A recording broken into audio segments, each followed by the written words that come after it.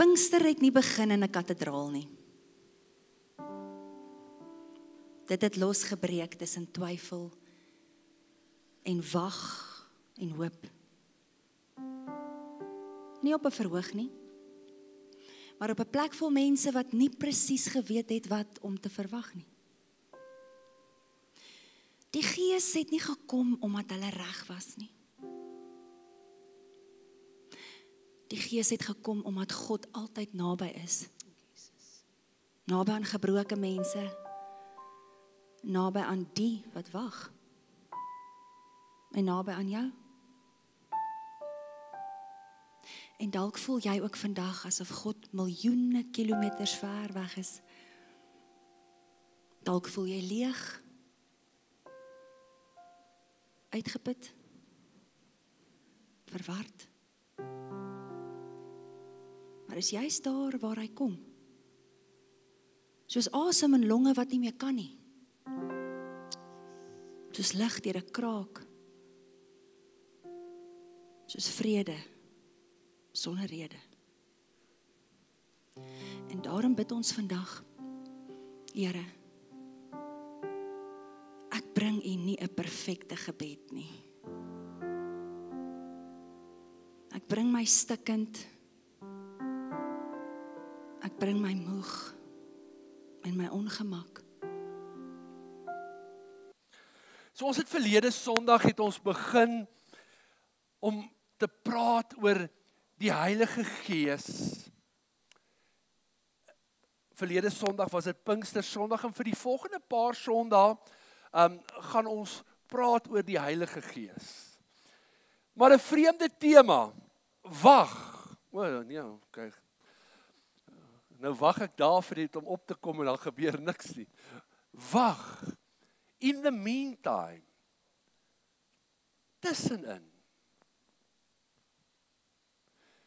Nou, verlede Sondag, en as jy nie hier was nie, wil ek jou aanmoedig om net weer die blaadjie te vat en ook weer te gaan luister op YouTube. Wag is 'n moeilike ding. En ons het vir mekaar gesê, vanoggend vroeg toe dink ek daaraan, verlede jaar se Vadersdag, het ek hier gestaan en toe vertel ek vir julle, ons gaan nou oupa word en ouma word. En ek onthou later daai dag, ons skoondogter was toe in Mauritius en ons seun was daar by die familie en hy het nogal gesê, hy wil hom nou net sê, hy gaan nou 'n pa word. En ja, julle ken die journey. En toe al daai wag. Wag is onvermydelik, dis deel van ons lewe. Dis deel van mens wees, ons wag vir baie goed. Maar wag is moeilik, want wanneer ek wag, is ek nie in beheer nie. En dit maak ons bietjie ongemaklik. Maar ons het ook gesê dat wag nodig is, want wag het 'n geneigtheid om iets in ons te vorm, wat andersins nie in ons gevorm word nie. En wag is ook noodsaaklik, veral vir ons wat 'n geestelike reis onderneem, 'n geestelike journey, want God werk met ons. En Jesus sê vir sy disippels, daar in daai boefretrek, voordat hy gekruisig word en sterf en opstaan en hemel toe gaan, sê hy vir hulle, en dis Lukas wat dit neerskryf, want eers het hy onthou, dat Jesus vir hulle gesê het, toe hy by hulle was, daar in die boefretrek, en nou skryf hy dit in Handelinge 1 vers 4 en 5, dat Jesus vir hulle bevel gee om te wag. Hulle moet wag op die belofte van die Vader. En dan sê Lukas dat Jesus gesê het, dat Johannes die doper het wel met water gedoop, maar dat hulle vervul sal word, of gedoop sal word, met die Heilige Gees. Nie lank hierna nie. Maar vanmôre ek weer daaroor dink ek, daar 50 dae van Jesus se sterwe tot by Pinkster Sondag was dit 50 dae. Nie lank nie. In ons kultuur, in 'n ander kultuur, as hy vir jou sê ek's nou hier, dan weet jy dis 3 hours. Maar as jy vir my sê nou, dan verwag ek jou binne 5 minute daar. Maar as 'n ander ou vir jou sê nou, dan moet jy weet, ten minste 3 ure of tomorrow is also nou. Of whenever. Maar daar's 'n bevel om te wag. Om te wag voor jy kry. Te wag voor jy kan ontvang. Dis taaf.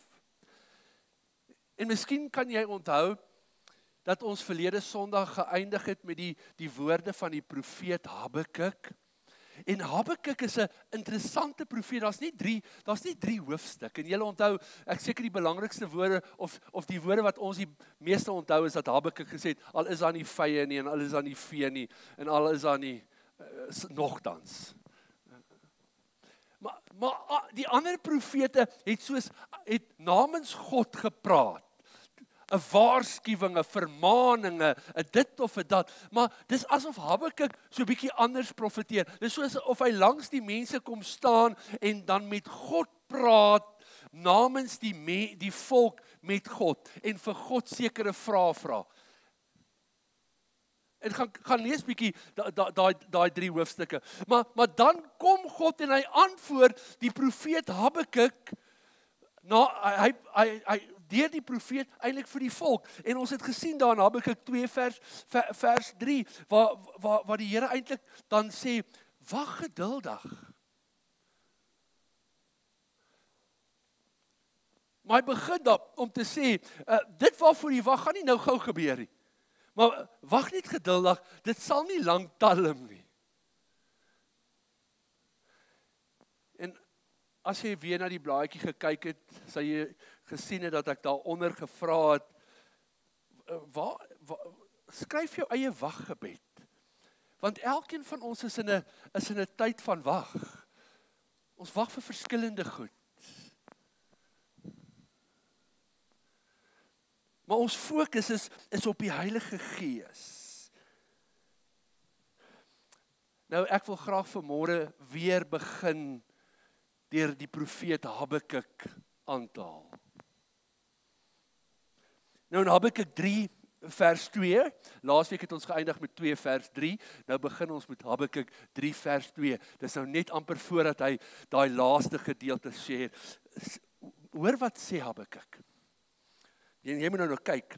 Hy sê, o Here, ek het gehoor wat van u vertel word. Hy sê, ek is in verwondering oor alles wat u gedoen het. Dan is dit amper asof hy 'n vraag vra. Hy sê, doen in ons tyd ook hierdie dinge wat u in die verlede gedoen het. Die message sê, do among us, work among us. Het jy al eers by 'n geleentheid die Bybel gelees en vir die Here gesê, ag Here, wil u nie ook vir my dieselfde doen as wat u daar gedoen het nie? Sal u nie vir my ook so wonderwerk doen nie? Sal u ook nie vir my so uitkoms gee nie? Here, doen vir my ook. En ons het al almal hierdie gebed op verskillende maniere gebid in verskillende omstandighede. Maar laat my toe om vanmôre jou weer terug te vat daar na Jesus saam met sy disippels in daai bofortrek. En vanmôre vroeg toe ek hier ingekom het en dit bitterkoud is en ek sit die aircons aan dat dit vir julle lekker warm is en ek staan hier bo, besef ek net, hierdie is ons bofortrek. So, kom ons gaan terug saam met die disippels en Jesus in daai bofortrek, maar terwyl ons vanmôre in ons bofortrek is, kom ons hoor ook vanmôre wat die Here vir ons wil sê, terwyl ons ook vra, Here, doen in ons tyd ook. Met die gedagte dat ons uitgenooi was oorspronklik om te wag op die Heilige Gees, maar ook te wag, want elkeen van ons se wag is uniek en besonder. Okay. So, dink vir 'n oomblik, Jesus het ons opdrag gegee dat hulle sal gaan om die plek voor te berei vir hierdie Pasga, die Pesach, die viering van die Passover. Elke jaar moes die volk dit onderhou en weer net hulle self herinner aan wat God vir hulle gedoen het. Wat het God vir hulle gedoen wat hulle moet vier? Hulle moes onthou hoe God hulle uit slawerny uit kom bevry het, op 'n wonderlike bonatuurlike wyse, hulle uit Egipte land uitgevat het, hulle deur die Rooi See laat trek het, die Egiptiese leermag daar in die see verdrink het. En God het hulle ingebring in hierdie wonderlike plek van vryheid. En hulle het weer skaap geëet. En hulle het onthou dat daar 'n skaapie was, 'n lam was wat geoffer was, wie se bloed teen die deurposte gesmeer was. En hulle kinders het nie gesterf nie, maar die kinders van die Egiptenare het gesterf. Wat 'n aand van onthou van wat God gedoen het. Maar hierdie aand ontaard in 'n stuk ongemak. Want die eerste ding wat Jesus doen, is hy trek sy boekleed uit, hy maak om sy lyf eintlik 'n voorskoot vas en hy begin die disippels se voete was. En Petrus sê, no way. En almal is ongemaklik, want Petrus rebelleer. En dan, ek mis nou 'n klomp goed, maar jy weet mos wat daar gebeur het. En dan kom Jesus en dan sê hy, maar iemand onder julle gaan my verraai. Kan jy die ongemak in daai vertrek ervaar? Hulle kyk mekaar. Hulle wonder. En dan gaan Jesus aan en Johannes skryf daaroor in Johannes 14 vers 1 en dan sê Jesus vir hulle, laat julle hart nie ontsteld word nie. Glo in God. Glo ook in my. Kan jy die atmosfeer in daai vertrek ervaar? Dis 'n ongemaklike atmosfeer en nou kom Jesus en hy sê, moenie ontsteld wees nie. Probeer dit vir 'n oomblik indink en toe ek daaroor dink, toe dink ek daaroor, toe ons nog in die huis was, het ons nog in die aande, het ons nog om 'n tafel geëet. Amen. Maar partykeer het daar 'n vreemde ding gebeur. So amper voor ons klaar geëet het, voor almal opgestaan het my ma 'n gewoonte gehad, dat sy haar hand op die tafel gesit het, en dan sy so geklop. Met haar vinger. Ja, en dadelik het daai atmosfeer verander. Want ons het geweet, Marie het iets wat ons almal gaan ontstel.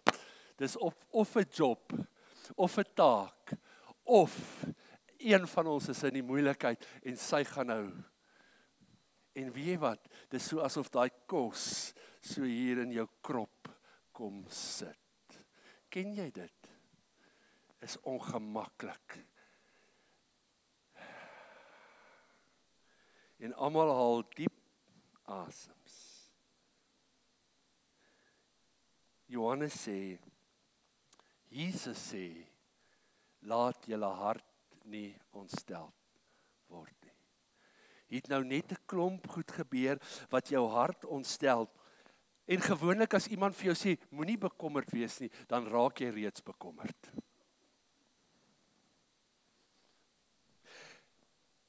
Nou ons Afrikaanse Bybel vertaal die woord as ontsteld, maar die Griekse woord beteken eintlik to stir.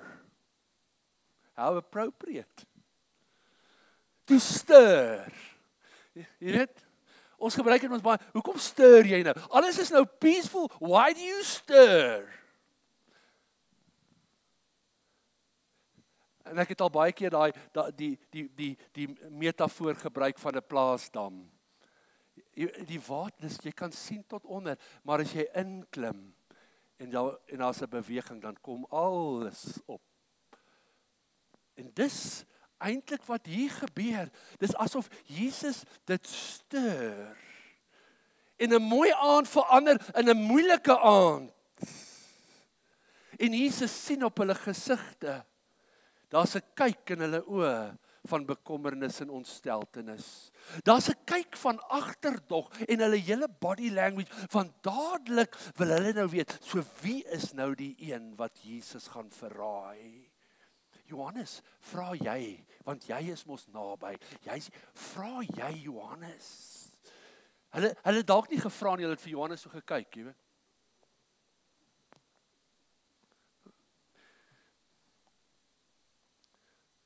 Maar daar's 'n ongemaklikheid. Daar's 'n ontsteltenis, daar's 'n stirring in hulle binneste en Jesus sê, moenie ontsteld wees nie.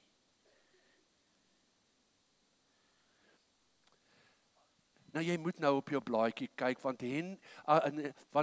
Matthew Henry, die groot Bybelkommentator, skryf iets kosbaar. En ek wil hê jy moet dit huis toe vat.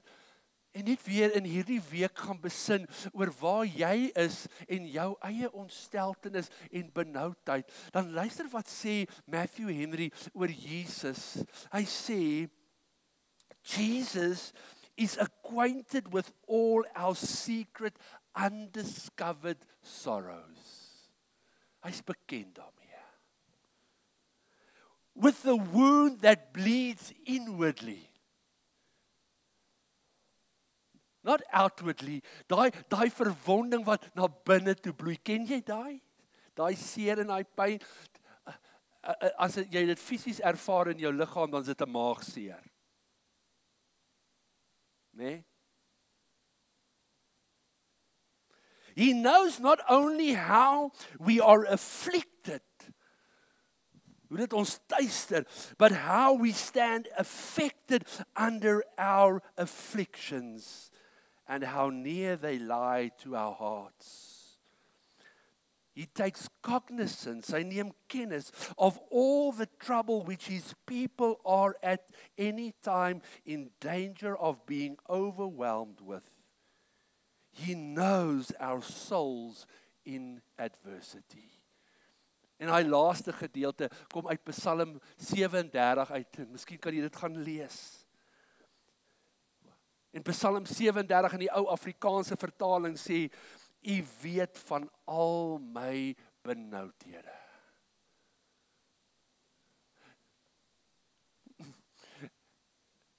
Nou as Jesus dan van al hierdie goed weet, hoekom moet ek deur al hierdie goed gaan? OK, ek los dit net daar. Nou daar's baie dinge wat in die disippels gestuur het op daai oomblik. Daar was 'n benoudheid. En nou sê Jesus in dieselfde asem dat hulle in hom moet glo, maar ook dat hy weggaan.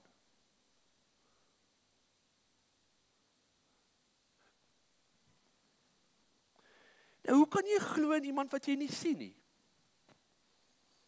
Wat nie meer daar gaan wees nie. Hou dit bietjie in gedagte. Tot nou toe was hulle hele geloof gebou op dit wat hulle gesien het, wat hulle ervaar het en wat hulle beleef het. Jesus was daar. Hulle kon aan Jesus raak. Hulle kon met hom praat. Hulle kan aan hom vat. Johannes het met sy hoof op Jesus se bors gelê. Hulle het geëet van die brood en die vis wat vermeerder is. Van hulle het self van daai water gedrink wat wyn geword het. Maar hoe moet ons nou glo? As hy nie meer daar gaan wees nie. hulle geloof was gebou op dit wat hulle fisies kon ervaar en beleef. Wat nou? En wanneer jy Johannes 14 gaan lees, dan is dit Filippus en Thomas, en ons sê, Thomas is die ongelowige, maar hulle het eintlik net hardop gesê wat al die ander gedink het.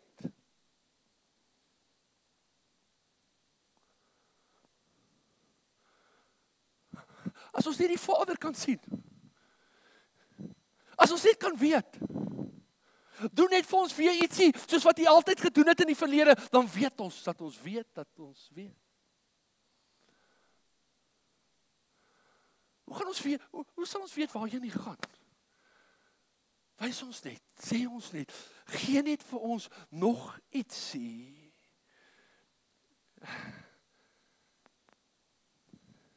En dan kom Jesus, en dan sê in Johannes 14 vers 16 en 17, hy sê ek sal die Vader bid. So hy sal die Vader vra, om vir hulle ander trooster te stuur.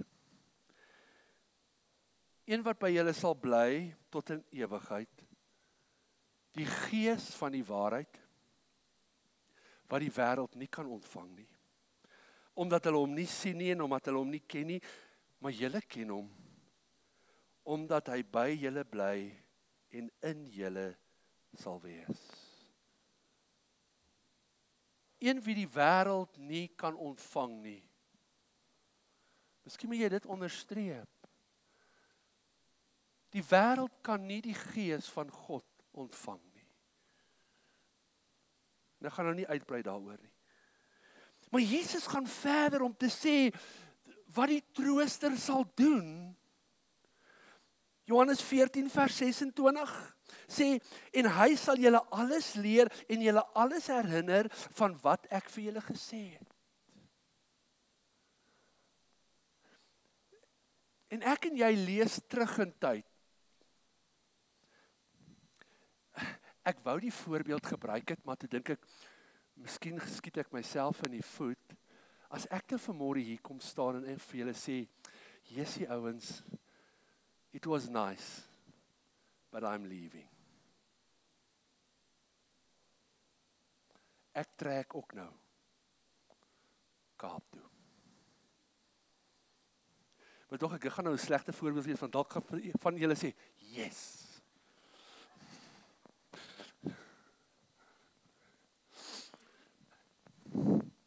Bad luck, ek gaan nêrens.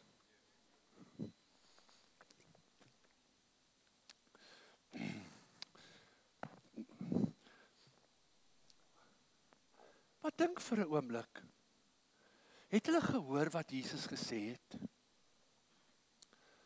Of was daar net 'n ontsteltenis in hulle binneste? Want dis amper asof, wanneer jy weer Handelinge gaan lees, asof Lukas weer onthou het. It came back. Maar Jesus het mos vir ons gesê, moenie weggaan nie. Wag.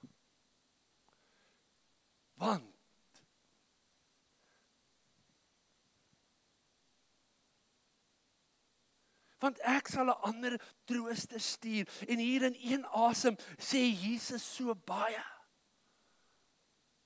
Maar hulle wou nie iemand anders gehad het nie. Hulle wou Jesus gehad het.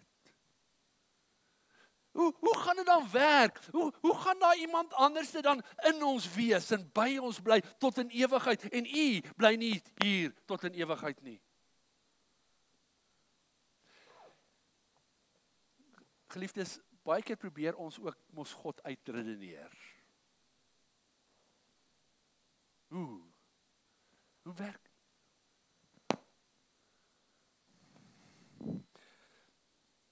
Jesus deel 'n mond vol op daai oomblik, maar hy sê, ek sal die Vader bid en hom vra om vir julle 'n ander trooster te stuur.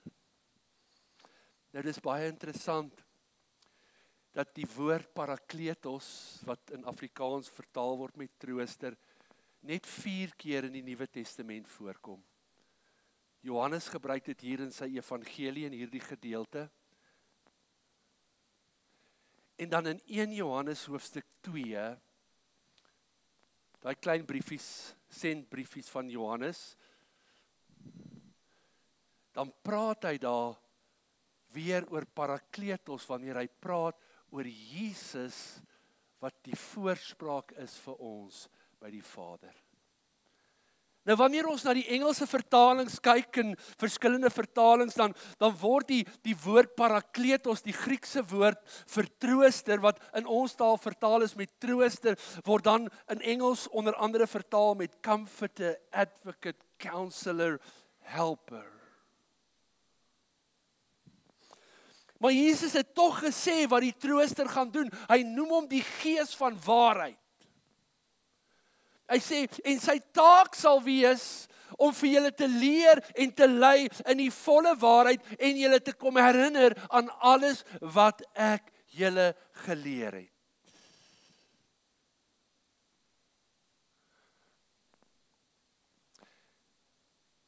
En dis op hierdie uitnodiging dat Jesus vir hulle sê, so wag dan vir hierdie trooster. Wag op die Heilige Gees. En ons het verlede Sondag daaroor gepraat. Hulle het nie eintlik geweet hoe dit gaan wees, wat dit gaan wees nie. Hoe dit gaan lyk nie.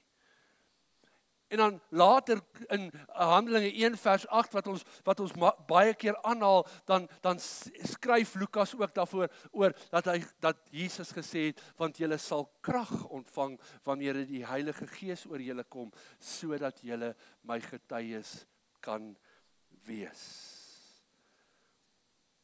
Nou, hierdie is nou amper half die inleiding. So, nou skryf Lukas in Handelinge 2, vanaf vers 1 tot 4, hy sê, en die dag van die Pinksterfees het aangebreek.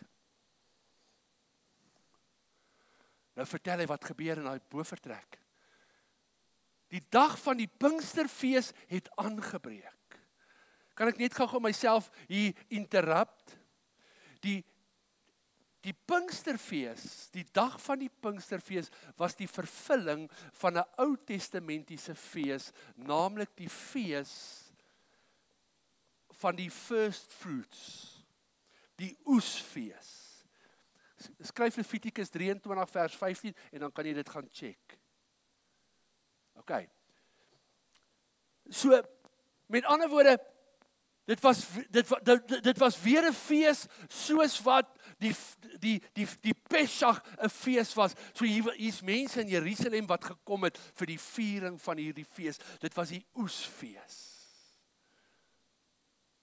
Want God het opdrag gegee aan Moses dat wanneer daar oes kom op hierdie land, dan die eerste deel van die oes sal geoffer word. En in die week toe lees ek daaroor, dis nou net so bietjie, dit is van geen waarde nie, maar dit is tog kosbaar, dat wanneer die ou wat ook al hy nou geplant het, wanneer hy sien dat hy eerste vy begin bot, dan vat hy 'n rooi strikkie, dan maak hy dit aan daai een vas. Want daai is die first fruit. OK. Interessant, nee. En is daai wat hy moet offer. Maar daar was 'n instelling dat elke jaar die volk dit moet onthou.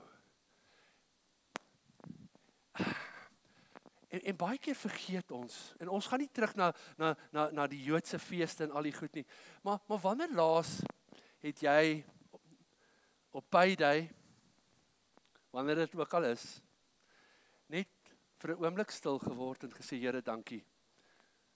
En dit het nou niks met my preek uit te waai nie. Dankie dat U my die krag gee om te kan werk, om te kan verdien, om te kan hê. Ek dink ons het nodig om 'n bietjie na ons ingesteldheid te kyk, want dit gaan nie oor ons nie. En ons gaan nou net daarby kom. OK, goed. So, op hierdie dag van die Pinksterfees. Weet ons is die disippels plus ander 120 in daai bovertrek en dan hier uit die hemel uit.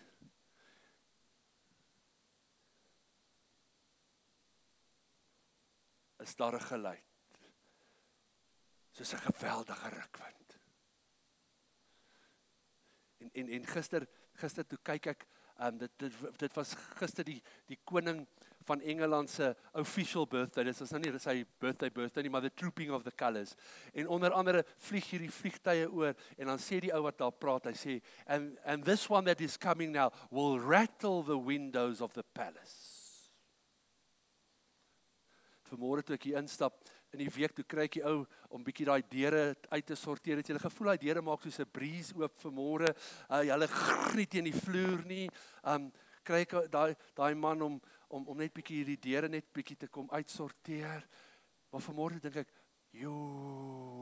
as hier nou vanmôre wind sal deur wat hierdie venster sal bewe, laat bewe. Will we run? Will we hide? Maar God is nie 'n God van stereotyp nie. God werk elke keer uniek. Okay. Maar daar's 'n geweldige rukwind wat deur daai vertrek beweeg. En dan is soos vuur wat soos tonge afkom. Kan jy imagine dat 10 dae se vertoef, se wag, hierdie uitwerking het?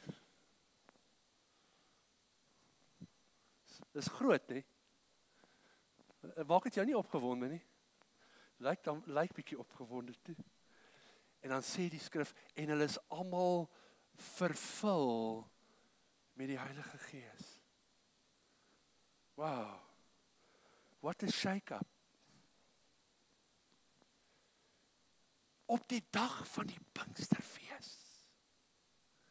Toe besef ek, hier's 'n backstory. Ek love a backstory. Hou jy van 'n backstory? Okay, is jy reg vir die backstory? Kom, jy kan nou notas neem. So die backstory is, hierdie Ou Testamentiese fees, die oesfees, the feast of the first fruits. So daar's 'n klomp mense in Jerusalem vir hierdie fees, en dan sê Handelinge, Lukas skryf daaroor in Handelinge 2 vers 5, 6 en 7, hy sê, en daar was 'n klomp mense in Jerusalem, Jode, godsdienstige mense, uit elke nasie wat onder die hemel is. Hulle is hier vir hierdie fees. Nou gebeur aan daai bovertrek iets. Maar dit bly nie in daai bovertrekkie. Hulle hoor dit en kyk wat sê hy. En toe hierdie geluid kom.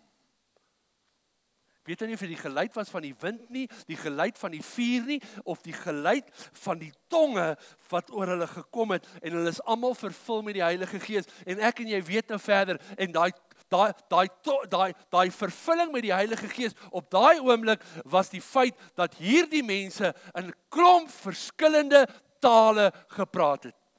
Maar hoor hier in vers 6 en 7 in Handelinge 2.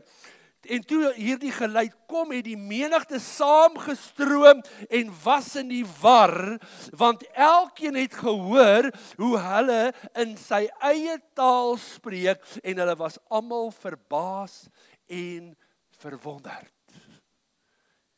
Can you imagine it? Hier's 120 mense, en 120 mense.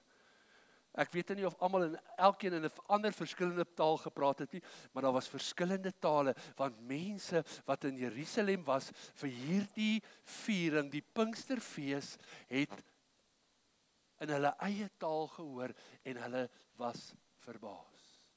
Okay, hier's die backstory. Nou, daar is verskriklike, baie interessante verskynsels of parallelle tussen die dag van Pinkster, dit wat gebeur het in daardie bovertrek, en dit wat ons van lees, toe God die dag vir Moses die wet gegee het op die berg Sinaï. Gaan lees dit in Eksodus 19.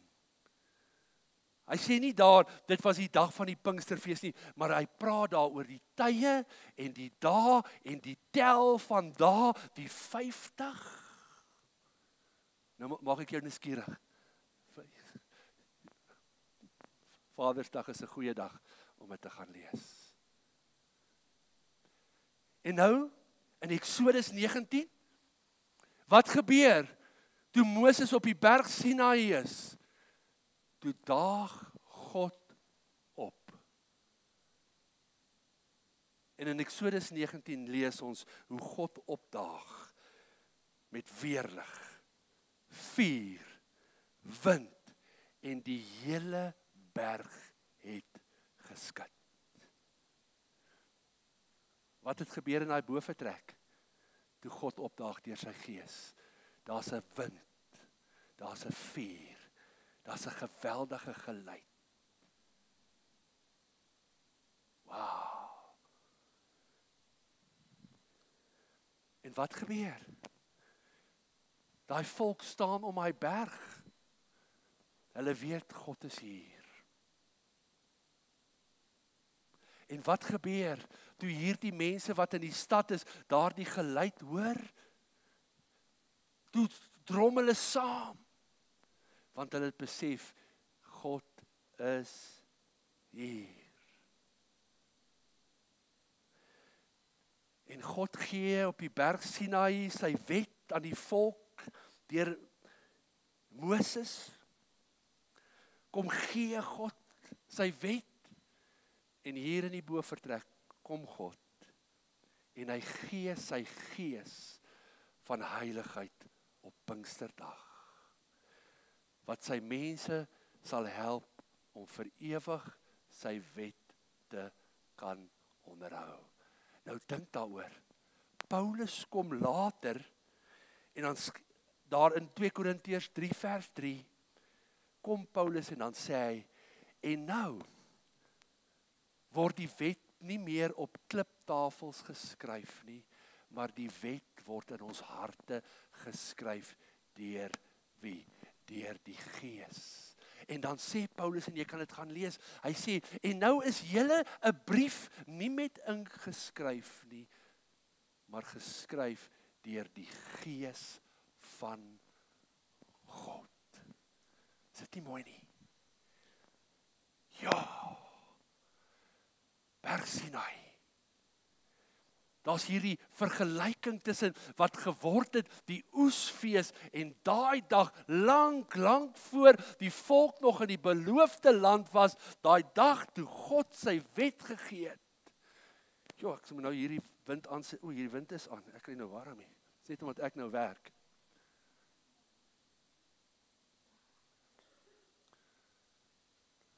Geliefdes, dit maak my opgewonde om te weet dat ek en jy 'n God dien, nie van toeval nie, maar 'n God dien van presisie.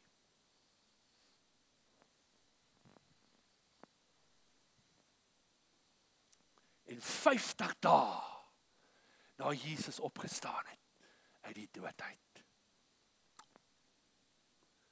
stort hy sy gees uit, sy teenwoordigheid op die wat daarvoor gewag het. Ja, dit maak my opgewonde, man. Ek is so opgewonde, ek het nie eens meer 'n klou waar ek is op hierdie blaaie nie. Maar daar's ook 'n groot verskil, daar's 'n groot kontras. Dit was net Moses wat in hierdie heerlike wolk van God se teenwoordigheid saam met God op daai berg was. Later in die tabernakel toe God se heerlikheid verskyn het daar, en jy kan daarvan lees in Eksodus 40, toe is die heerlikheid van God so tasbaar dat die priesters vlug. En kyk nou hier wat gebeur in Handelinge in daai bovertrek. Elkeen wat in daai bovertrek word omsingel, kan ek die woord gebruik, en word vervul met die teenwoordigheid van God se wind en God se vuur, van God se teenwoordigheid, en niemand het nodig om weg te hardloop nie. Ja. En hulle word vervul en hulle verlaat daai bovertrek met die teenwoordigheid van God in hulle. En hulle word getuies, soos wat ons lees in Handelinge 1 vers 8. Julle sal krag ontvang, wanneer die Heilige Gees oor julle kom, om my getuies te wees. Hulle word getuies van hierdie heerlikheid van God. Nou, toe Adam en Eva gesondig het, word hulle uit die teenwoordigheid van God uitgedryf. Onthou julle? En wat sit God voor die poorte van Eden? 2 engele, gerubs, met vlammende swaarde. Swaarde van vuur. Hou dit net in gedagte. So met ander woorde, Adam en Eva en die mense kon nie weer in die teenwoordigheid van God inkom nie. Hier was 2 engele met swaarde van vuur, wat hulle weerhou het. Oh, hoe amazing. Toe God sy gees in die bovertrek uitstort, wat kom? Vlamme van vuur. En hy kom rus op elkeen, maar nie vlamme en 'n swaard van vuur wat verteer nie, maar 'n swaard van vuur wat verander en vernuwe. Is dit nie amazing nie? En eintlik word hulle toe die swaarde van vuur, want toe hulle uitstap, toe is die gees van God in hulle, op hulle, deur hulle. En wat skryf Paulus in Efesiërs 6? Hierdie ding is verskriklik warm, ek wil nie daar naby kom. Efesiërs 6, wanneer hy praat oor die wapenrusting van God, dan praat hy van die woord van God as die swaard van die gees. Ja, is jy dankbaar vir God se gees? Is jy dankbaar? Kan jy imagine? Van daai ontsteltenis, toe Jesus met hulle praat, tot dit wat hulle ervaar in hulle binneste. En in die week praat ek en Bernadette, toe ons praat oor vanoggend en die liede, en nooit weer lees ons van die disippels se twyfel en se ongeloof nie. Ons lees net hoe dat hulle uitgegaan het en gedoen het en verander het en selfs gesterf het. Die enigste een wat nie gesterf het nie was Johannes. Hy was op die eiland van Patmos verban. Dis daar wat hy gesien het, wat geen oog nog ooit gesien het nie, wanneer hy profeteer in Openbaring, hoe dit lyk aan die einde van tyd, en hoe dit gaan wees. Ek is sommer opgewonde. Jo. En Lukas skryf in die Handelinge 2 vers 4, en hulle is almal vervul met die Heilige Gees, en hulle begin in tale spreek. En wat is die uitkoms van hierdie vervulling? Mense hoor die evangelie boodskap in hulle eie moedertaal, deur mense wat nie hulle moedertaal ken nie. Net gister toe gaan sny ek nou my hare, hier, die hoek, en daai manne praat met mekaar, jy weet. Ek het nie 'n cooking clue wat hulle sê nie. Nou is my preek in my kop, nou dink ek wonder nou wat sal gebeur as ek nou in Urdu aan hulle die evangelie sou kon verkondig.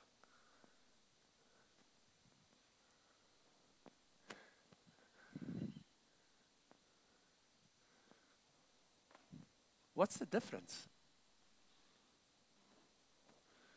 Nee, hier, die brein van my werk oortyd. Hoe gaan dit nou?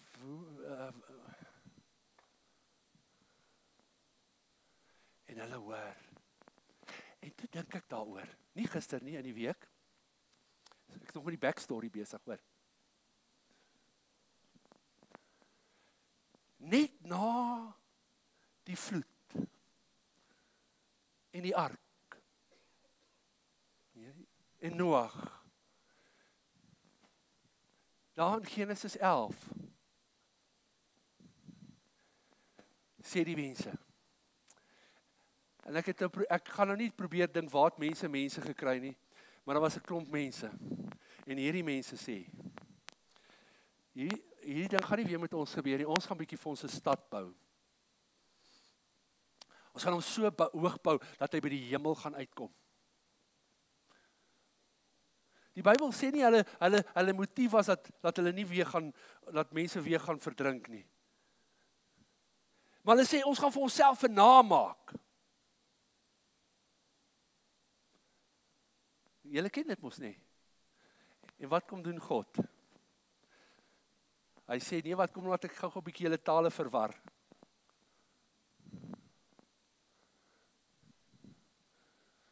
En nou kan niemand verstaan nie en hulle kan niks meer bou nie. En hulle los dit. En toe dink ek, Here, is dit nie dalk die moeilikheid in ons tyd nie? Ons verstaan nie mekaar nie, ons verstaan nie mekaar se taal nie, ons verstaan nie mekaar se kultuur nie, ons verstaan 'n klomp goed nie, en daarom is daar so 'n Babelse verwarring en 'n verdeeldheid en. Okay, maar kom ek los dit.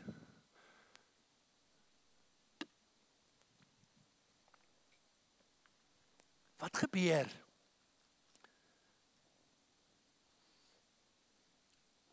En jy kan gaan kyk net na die skrifte.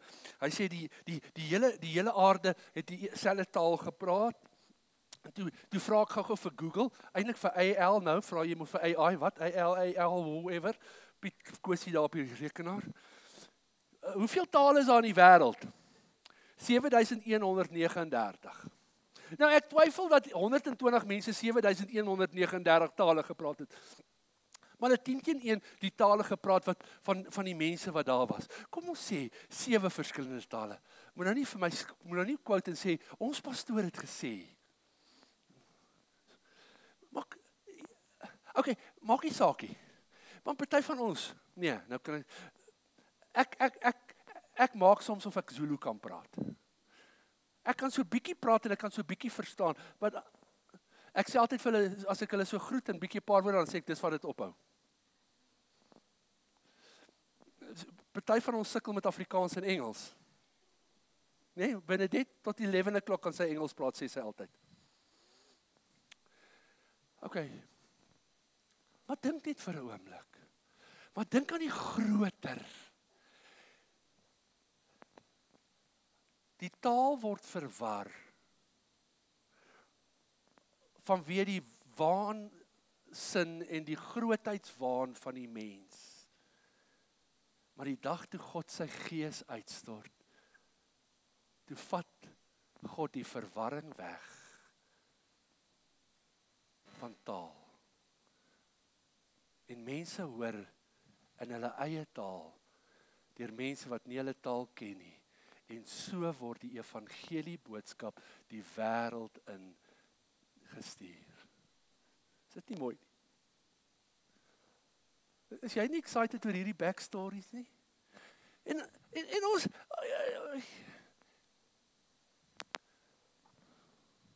is God nie amazing nie?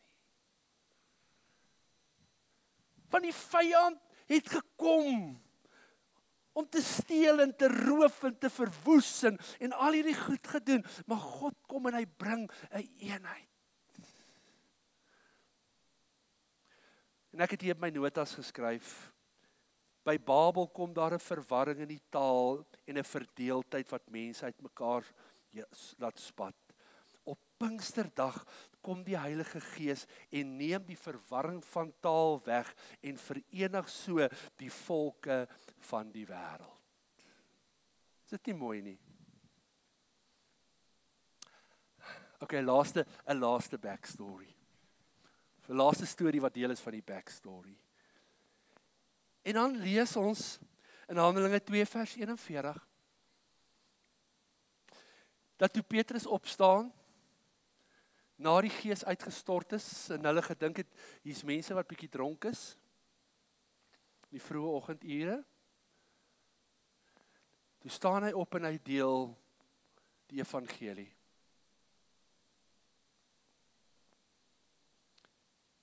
En daai dag kom 3000 siele tot bekering.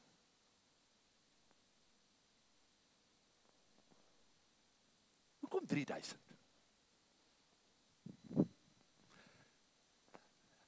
Ek weet nie, maar my backstory is,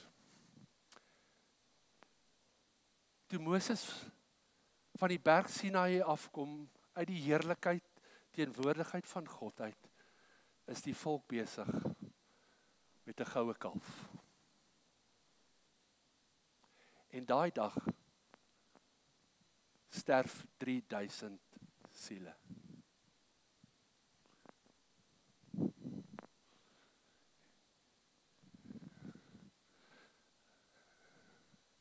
Hoekom 3000? Hoekom 3000? Dink jy daar was nie 3000 van daai volk wat aanbid het? Nee. Was dit die rampokkers of die wat is dit nou die regte woord? Was die instigators? I don't know. Maar hoekom kom net 3000 mense daai dag in Jerusalem? Sodat ek en jy vandag kan terugkyk en weet, daar's 'n God wat ons bekommernisse, ons ontsteltenisse, ons vrese ken. En al dink ek en jy soms dat God nie die God van detail is nie, is God die God van detail. En dink vir 'n oomblik daaroor, Moses het God se wet afgebring. 'n Wet wat eintlik vir ons gewys het as mens, in onsself sal ons dit nooit kan maak nie. Beteken dit dat die wet verkeerd was? Nee. God se wet is nog steeds God se wet. God se wet sê nog steeds, jy mag nie iemand anders vermoor nie. God se wet sê nog steeds, jy mag nie iemand anders se besittings begeer nie. It hasn't changed.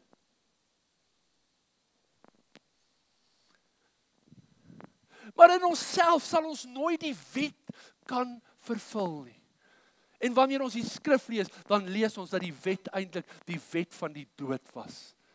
Want dit het ons onder 'n juk geplaas van sonde en van slawerny en vrees vir die dood.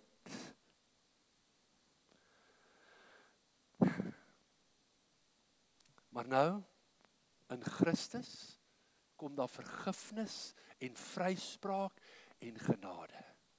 En nou, kom ons is klaar. In Romeine 8, vers 2, praat Paulus, eers het hy gepraat van die wet, van sonde en dood, en dan in vers 2, eintlik in vers 1 ken ons goed, want hy sê, en nou is daar geen veroordeling vir die wat in Christus is nie. Maar vers 2 sê hy, want die wet van die gees van die lewe in Christus Jesus het my vrygemaak.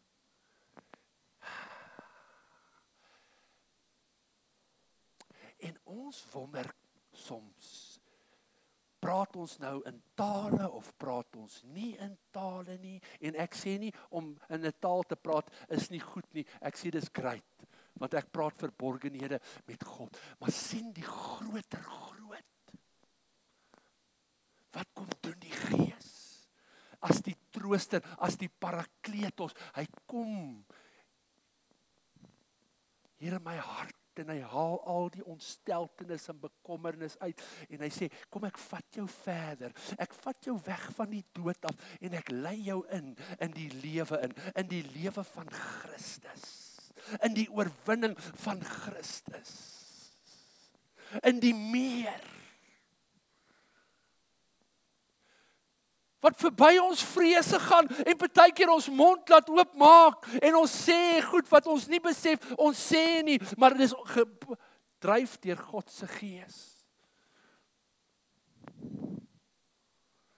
En daarom wil ek jou aanmoedig, soek en wag en maak moeite met God se Gees. En as jy nie vervul is met die ek wil nie sê, as jy nie kan praat in 'n hemelse taal nie, en jy soek daai gawe, bid daarvoor, vra daarvoor, wag daarvoor. As jy wil hê, as jy die gawe van gesondmaking en genesing, of profesie, of al daai wonderlike gawes, ek kan nou nie eens aan almal dink nie,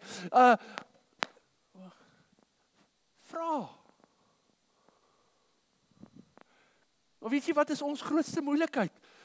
Ons is bang, God se gees neem oor ons lewens, en nou, maak hy net van my 'n fool.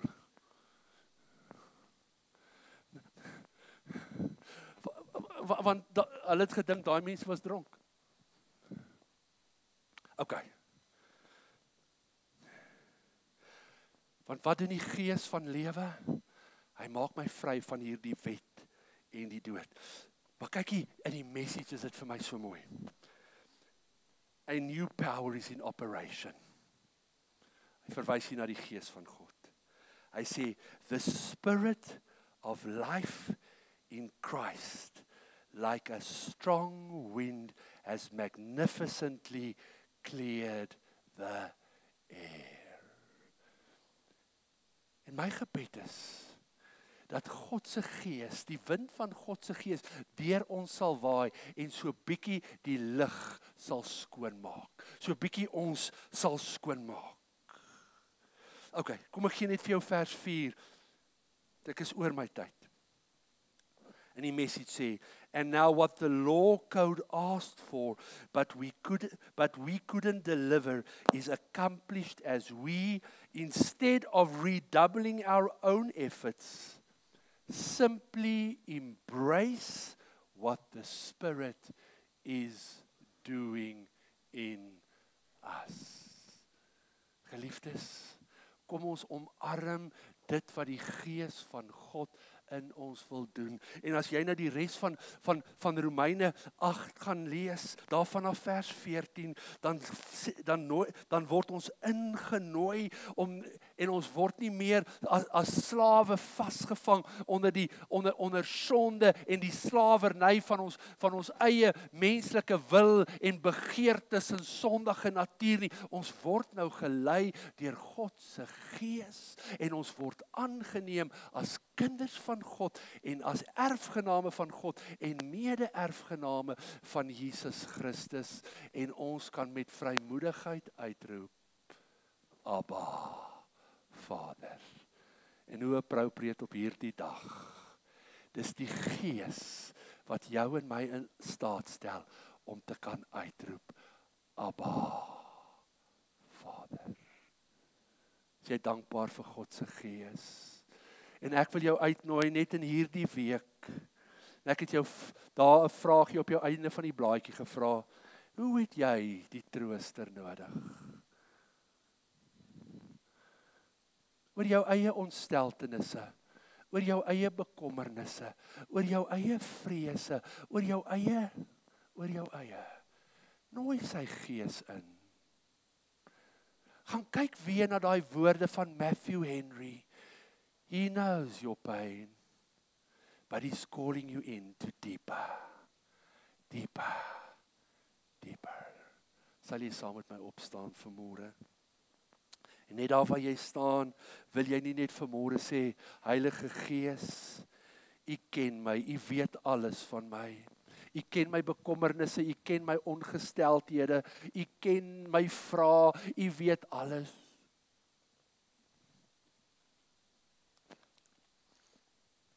Vanmôre vra ek net dat U sal kom vul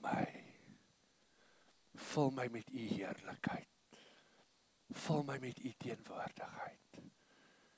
O, U is die trooster, die parakletos. O, U is my voorspraak, U is die Gees van waarheid, U is die een wat my leer en lei in die volle waarheid. Ek is nie meer 'n slaaf van die sonde nie. Ek het nie 'n vrees vir die dood nie. Want ek is 'n kind van God. Ek is 'n erfgenaam van God en 'n mede-erfgenaam van Jesus Christus. En ek kan uitroep, Abba, Abba. En miskien wil jy net vanmôre, daar waar jy staan, net uitroep en sê, Abba, U is my Vader. U is die God van detail. Dankie dat ons vanmôre kan terugkyk Ons sien vanmôre die backstory en hoe dat die backstory in die fees vervul is. Die dag van die Pinksterfees is vervul op daai dag toe die Gees uitgestort is in daai bovertrek. Ons hoef nie te vlug vir u teenwoordigheid nie. Ons kan dit omarm. We embrace it. Wil jy nie net opnuut vanmôre die Gees van God uitnooi in jou lewe in nie?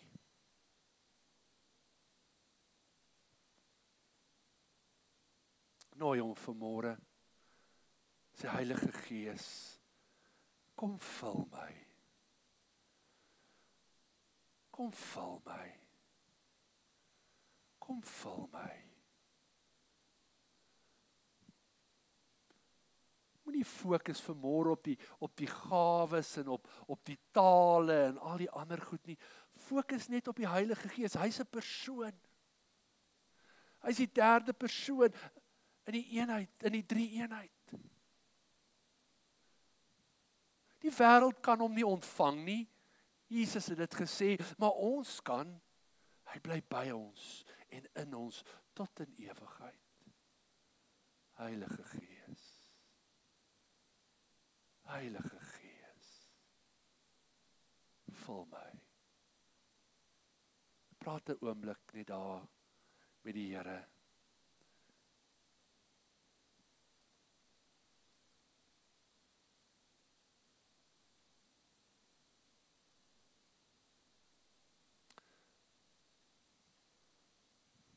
As 'n ou koorvers en ons gaan dit nie sing nie. Maar hy sê, come Holy Spirit, I need thee. Come sweet Spirit, I pray. Come in thy strength and thine power. Come in thy own gentle way. En Here, dis vanmôre ons gebed, dat u Gees opnuut sal kom. Ons sal vul, ons sal vervul, ons sal doop, ons sal volmaak van u teenwoordigheid. Dankie dat u die detail van ons elkeen se lewens ken. U ken ons bekommernisse, ons ontsteltenisse.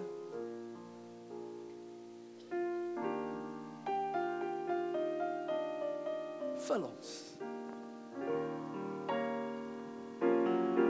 Vul ons. Sal jy jou hande net uitsteek vanmôre? Sê vir hier is ek. Vul my.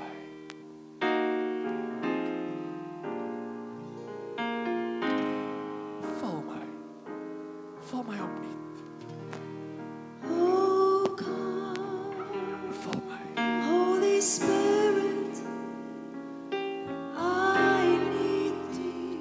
Dankie Jesus. Come, Dis vanmôre ons gebed. sweet Spirit, I Wil jy pray.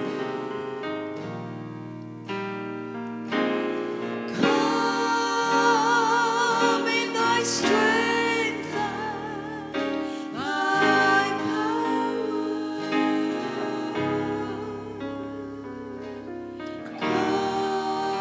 Come in thy all gentle